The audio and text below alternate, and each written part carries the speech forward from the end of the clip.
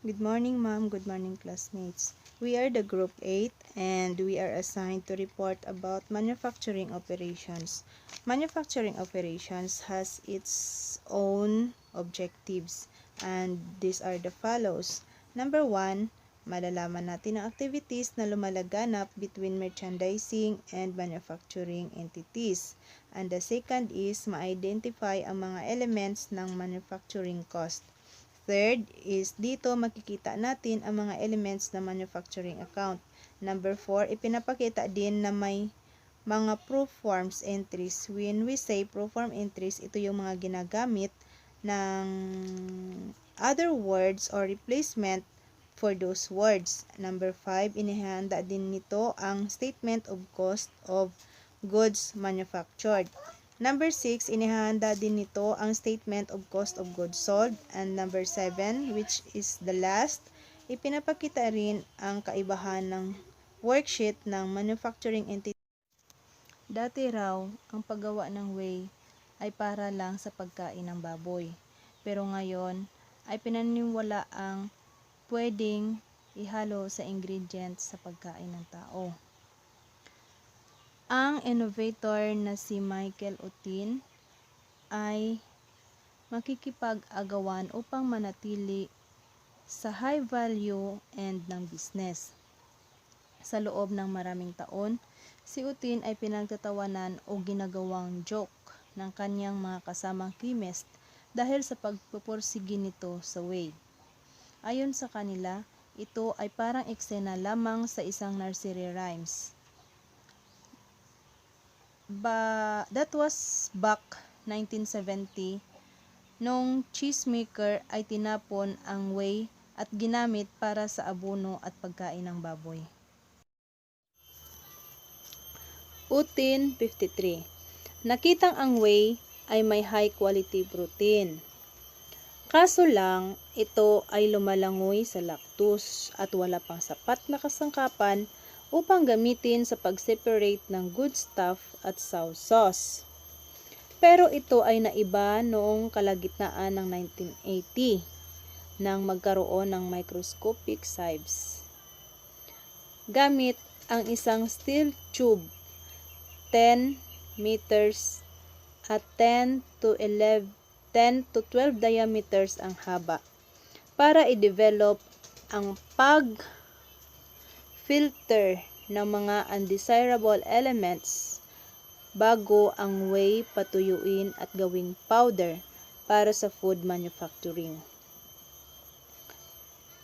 Food makers then became interested sa whey dahil ito ay murang alternative to non-fat dry milk.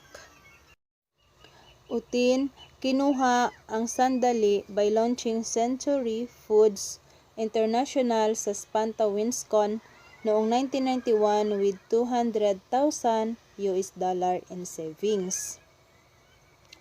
Ginawa niya ito sa pagbili ng whey from cheesemaker for 0.77 per kilogram. He then refined it into 34% whey protein concentration at binenta for $1.10 per kilogram. Parang ito'y maliit lang na margin pero ang Century Food ay mabilis lumago.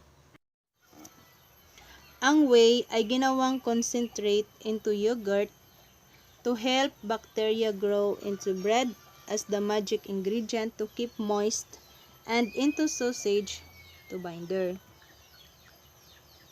Malaking kumpanya ang napaniwala ni Otter at napa-attract niya, kabilang na dito ang Yoplait at ang Wholesome Bakery. Last year, ang revenue ng Century Foods ay $90 million. Ito ay kumalat at mas mabilis lumago. Hanggang noong 1996, ang bodybuilders ay gumamit na rin ng whey protein dahil ito raw ay mabisa sa pag-ayos ng damaged muscle tissue at nakakababa rin daw ng timbang.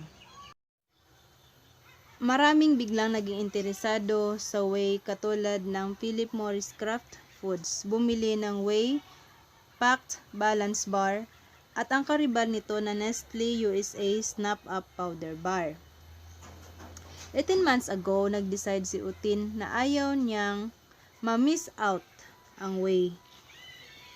Kaya gumastos siya ng 30 million US dollar para sa 4 na planta. Ang isang planta ay para gagawa ng capsules at tablet at gumawa rin siya ng 2 pang planta para masiguradong makakayang i-produce at mas mabilis ang process para sa mas maraming Whey. Upgrade cost him. Bumaba ang revenue ng Century ng $10 million last year dahil sa pag-alis ni Utin ng traditional business. Balakid, nagkaroon rin siya ng mga bagong client. Nagsimula siyang magbenta ng mga high-protein at tablets sa ProLab Nutrition and Muscle Tech. Ngayon, si Utin ay bumibili ng mga high-protein whey sa cheesemaker, refines them at his plant and extract different protein for various customers. At naniniwala siyang whey will ultimately make up 75% of his business at ngayon siya na ang tumatawa sa dating gumagawang joker sa kanya. In this story, we recognize that merchandiser is the Century Food International. As Century Food International bought whey from cheesemaker and used them, refine them, extract them, and make them for yogurt, which Yoplait bought and resale. And Century Food also make bread, where Wholesome Bakery bought and resale.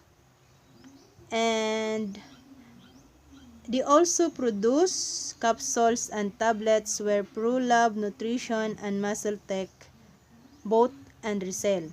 That's why in this story, we recognize that the merchandisers are those Yoplait, Wholesome Bakery, and ProLab Nutrition and Muscle Tech and Muscle and Tech. And the manufacturer is the Century Food International. Comparing merchandise and manufacturing activities. Sa merchandise and manufacturing activities ay parehong nag-e-earn ng pera. But silang dalawa ay may pagkakaiba in term of earning revenues.